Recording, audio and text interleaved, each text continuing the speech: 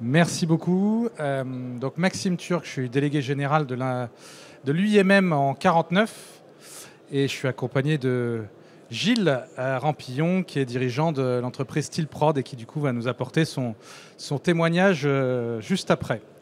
L'UIMM, donc Union des industries et métiers de la métallurgie, on représente les entreprises de la métallurgie. Déjà, pour commencer, vous dire que cette intervention s'inscrit aussi dans le partenariat qu'on a avec un certain nombre d'institutions sur le territoire des Pays de la Loire. Vous voyez un peu les logos juste en bas de l'image pour proposer aux industriels des solutions globales pour aller vers la décarbonation de l'industrie, une industrie plus verte globalement.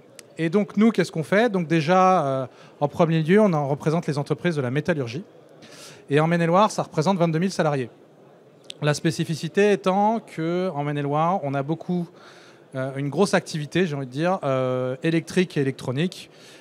Donc carte électronique majoritairement, et puis électrique, c'est surtout des tableaux électriques qui sont fabriqués beaucoup en Maine-et-Loire. Ça représente, vous voyez, 33% des salariés sur le département, qui sont globalement répartis sur l'ensemble du territoire, avec deux grosses implantations, je dirais, autour de Cholet, Limoges et d'Angers. Qu'est-ce qu'on fait de nos journées à l'UIMM? On commence par représenter nos adhérents, nos 280 adhérents, 278 pour être précis. On a toute une activité information et conseil dans laquelle rentre, j'ai envie de dire, la démarche RSE qu'on va vous présenter juste après. Et puis, on facilite le développement avec notamment beaucoup de partenariats. On a monté il y a 60 ans un centre de formation pour former au métier de nos industriels, qui s'appelle aujourd'hui la Fab Academy. Et on travaille avec l'ensemble des centres de formation du territoire. On travaille avec beaucoup d'acteurs pour aider au développement de nos entreprises adhérentes. Et bien voilà les entreprises adhérentes. Donc aujourd'hui, 278 entreprises et 20 000 salariés environ dans ces entreprises.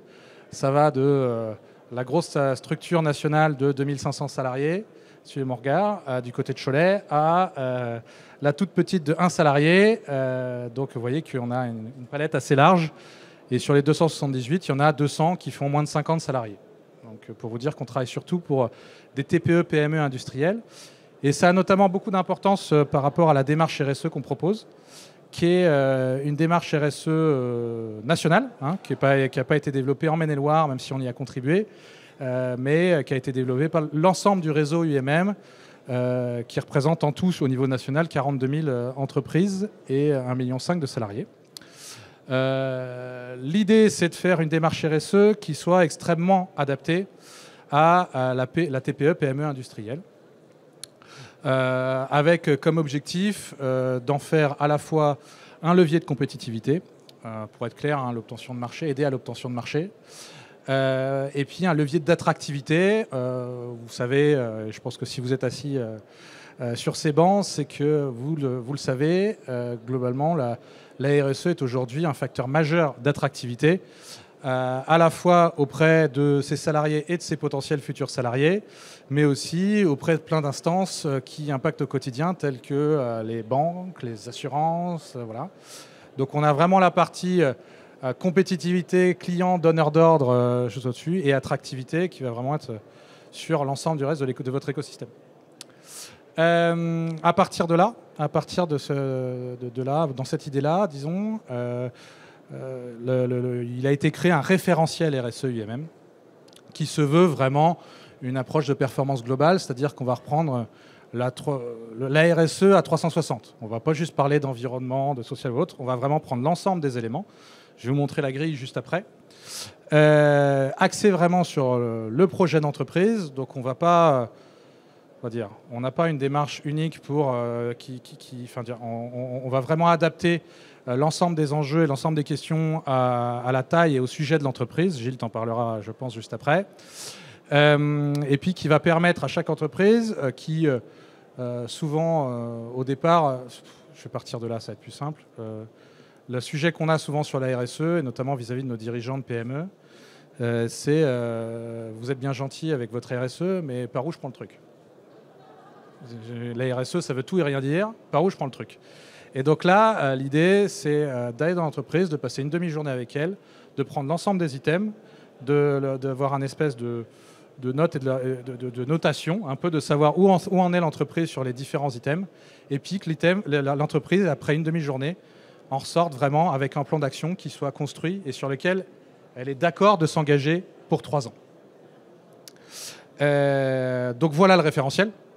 Je ne vais pas vous détailler l'ensemble des éléments, mais vous voyez qu'il couvre l'ensemble des enjeux de la RSE, donc qui sont déclinés en 5 approches.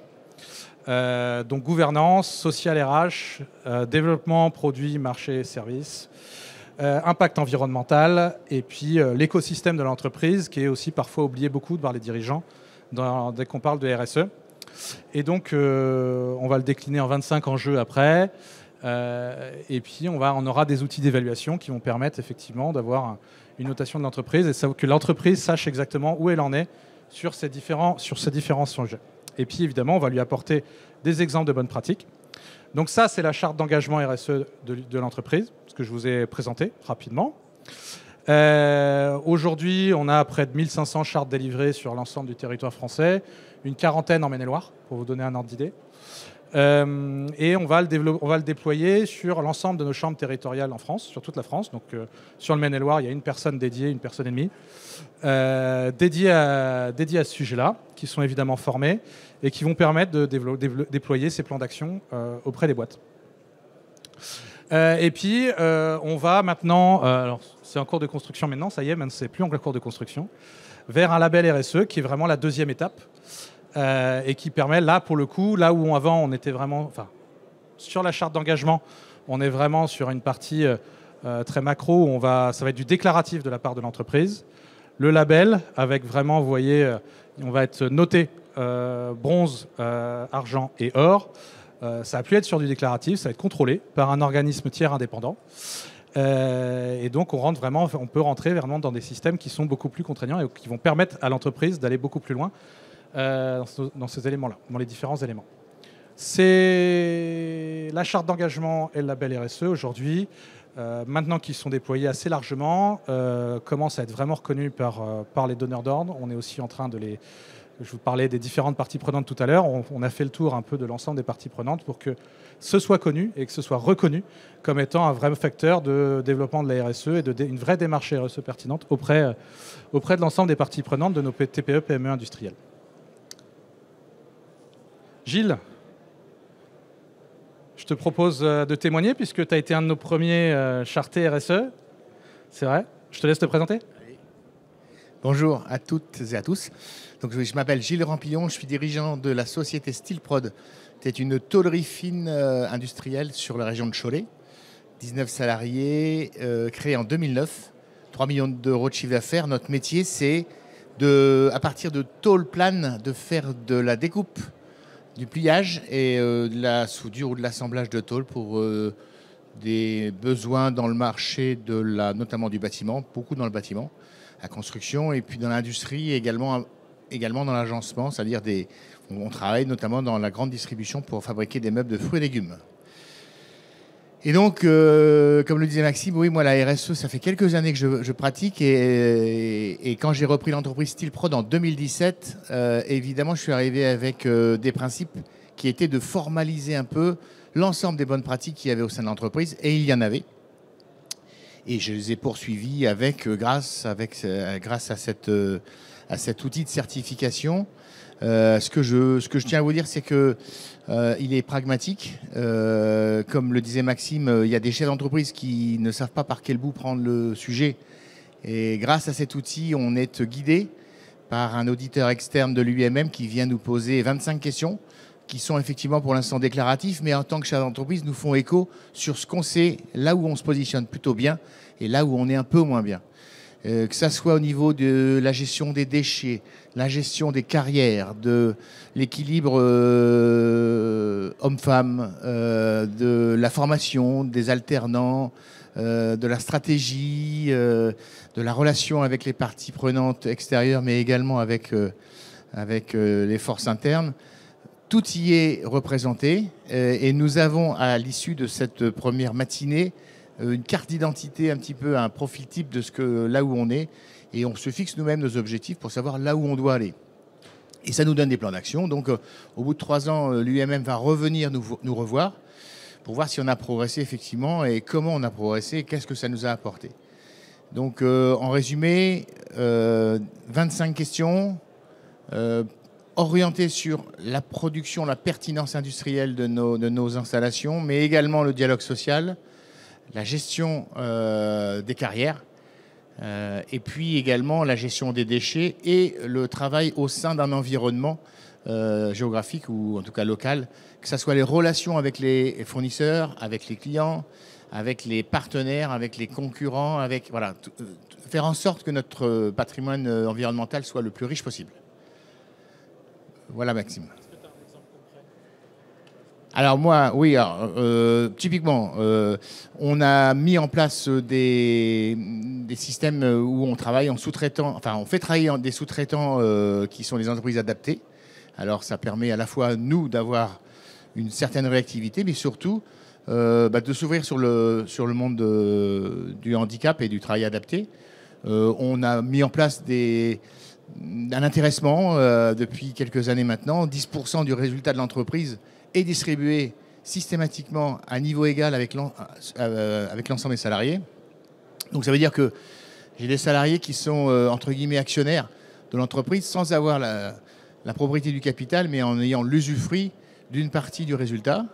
Après, je peux vous donner, on gère toute la partie des déchets en essayant de les valoriser le plus possible. Ça veut dire qu'on trie le plus possible pour valoriser le plus possible. On a mis en place des systèmes d'économie d'énergie au sein du bâtiment.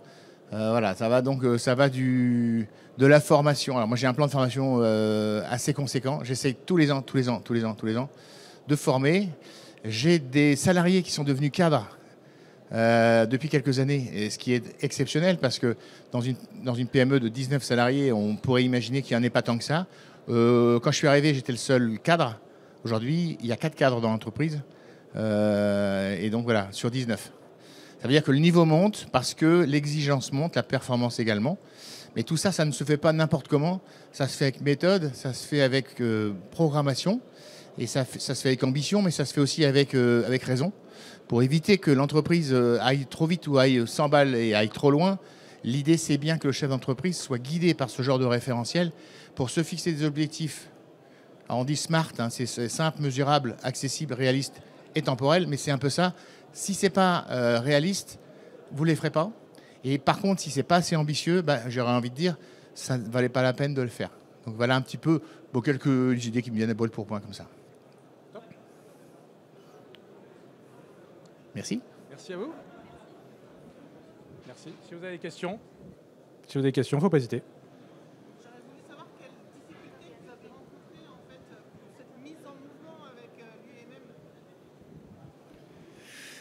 Alors, la difficulté qu'on peut avoir, c'est de faire comprendre cette notion d'RSE aux salariés de l'entreprise. C'est parfois le plus difficile parce que les gens ont l'impression que la RSE, c'est fait pour les très très grandes entreprises et que ils n'ont pas le niveau, ils n'ont pas le temps, ça ne les concerne pas. Nous, en tant que dirigeants, alors après, moi je suis un dirigeant un peu sensibilisé depuis de longue date à ce sujet-là, donc il y a peut-être aussi d'autres difficultés qui consistent à dire que certains dirigeants ne savent pas par quel bout prendre le problème et du coup ont tendance à un peu éviter le sujet.